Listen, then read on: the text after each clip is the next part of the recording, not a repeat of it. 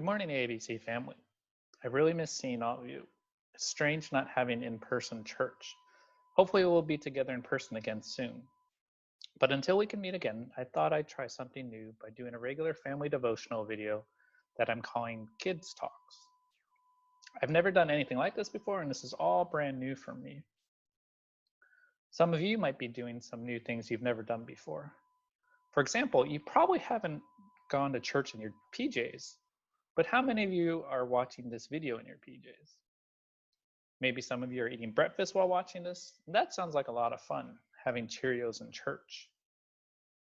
Families, we're doing a lot of new things today. And today, I wanted to remind you of something we are always to do. Rejoice always. Rejoice means to express great joy, and always means always. Every day, everywhere, with everyone, rejoice. Philippians 4:4 says, "Rejoice in the Lord always. Again, I say rejoice." Families, do you know who wrote Philippians 4?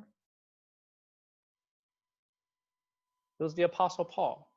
Do you remember who the Apostle Paul was? Paul was someone who loved Jesus and wanted to share Jesus with the world. Now, do you know where the Apostle Paul was when he wrote Philippians? Paul was in jail. Some people were not happy with Paul that he was telling others about Jesus, so they threw him in jail. How many of you have ever been put in jail? Hopefully none of you. But what do you think staying in jail was like for Paul? Paul's probably cold, in pain, hungry, and probably very lonely. Paul's isolated from the world. Do you know how long he was in jail? 2 years. I've been at home for only a couple of days now, and I'm going crazy. Many of you have probably been at home for a long time too. Maybe a couple of weeks at most, though. Paul was in jail for 2 years. Now, if you were cold, hungry, in pain, and all alone, would you be joyful? Could you say, like Paul, rejoice always? Paul did. Why? How could he say that? Do you remember what Paul wrote? What did Paul rejoice in? It says Paul rejoiced in the Lord. Paul is joyful because of the Lord. When you put your faith and trust in Jesus and his death, burial, and resurrection, we have great joy. And this is the reason why we rejoice always. Children, many of you have joy, great, great joy. Joy that is infectious. Infectious is probably not the best term to use right now, but you have a joy that makes others joyful. Every Sunday morning, I get to see you walk into the CMC, and you're smiling, you're laughing, and you're worshiping God with your loud voices. You're eager to learn God's word. You're saying hi to your friends and your teachers. You have a joy that comes from the Lord.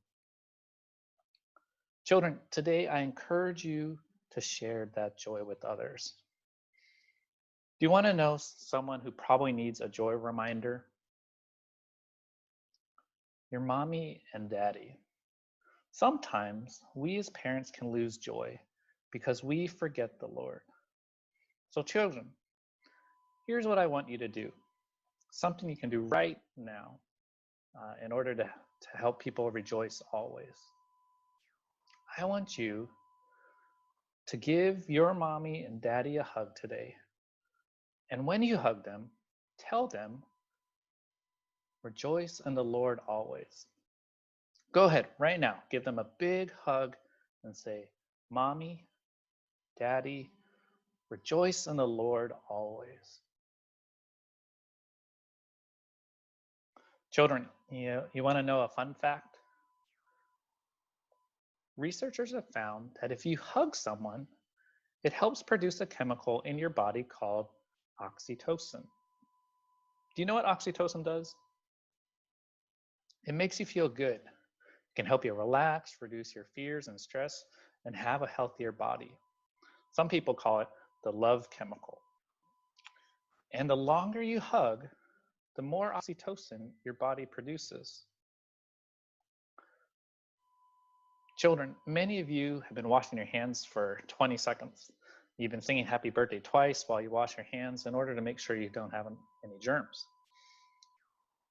I encourage you to hug your parents for 20 seconds at a time so your bodies will have lots of oxytocin. And more importantly, be reminded to rejoice always. Rejoice in the Lord always. And again, I say rejoice. ABC family, I miss you a lot, and I'll hope to see you soon. Until then, I'll see you next time on Kids Talks.